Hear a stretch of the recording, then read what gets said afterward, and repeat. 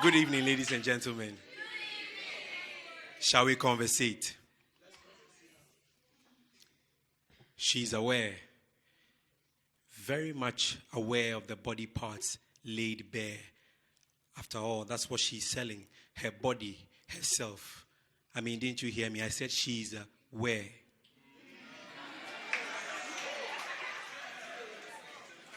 So for the sake of advertisement, she'll definitely wear little or nothing so you can see clear what it is she's offering. This advert, by the way, has neither been vetted nor approved by the FDA.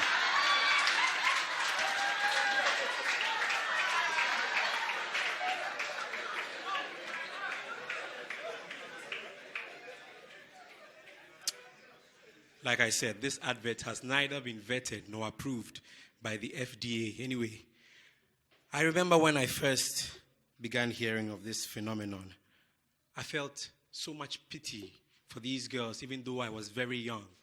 Victims of circumstance, or so I heard, with no other choice.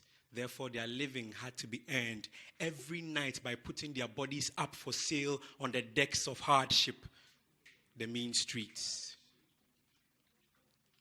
So, even if it means ending up as meat in between a monster's teeth, their ends must by all means meet.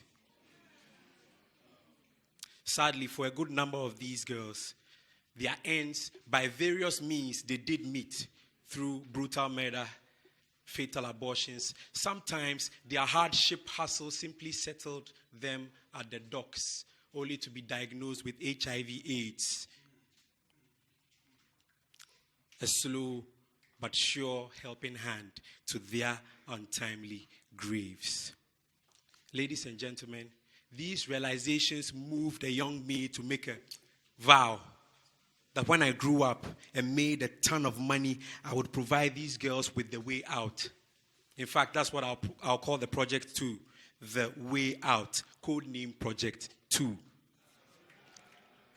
I would see as many of these girls as possible through school. I would build factories to provide others with employment. I even thought up the coolest process for recruitment. We would hit the streets every night as though to patronize, bring back as many of these girls as possible to HQ, where they would find, to their surprise, a welcoming committee which would definitely comprise of those who used to be involved in their enterprise. Then they would freshen up and join us at our Gents dinner table, where they would be introduced to the way out, a second chance at life. Beautiful vision, wouldn't you agree? Yeah, but then I grew up, you see. And I realized that the whole lot of these night walkers were out there by choice, not by circumstance, as I used to believe. A hasty generalization, well, don't be quick in drawing that conclusion.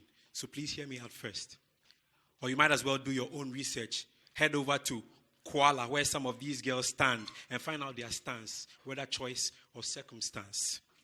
But here's my point. These girls aren't the only ones aboard hardship. No.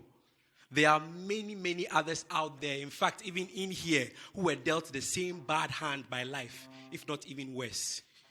Yet, they made hard work their choice and determination their drive. So, through godly and legal means, they managed to 3-point turn their unfortunate situations around.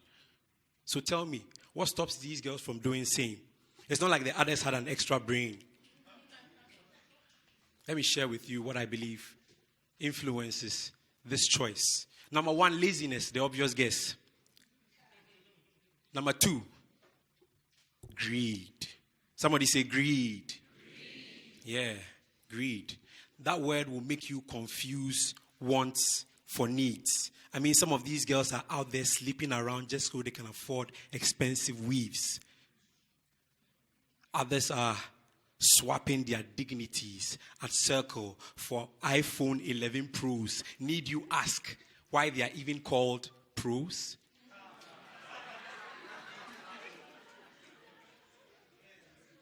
Some are professionally spreading their legs wide. like the margin between the east and the west, just so they can afford to rent apartments to the east or to the west of Leg.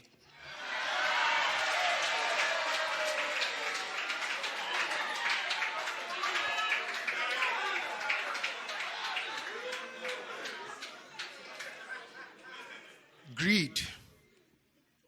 That's what's slaying these queens. Don't blame HIV or any other STD.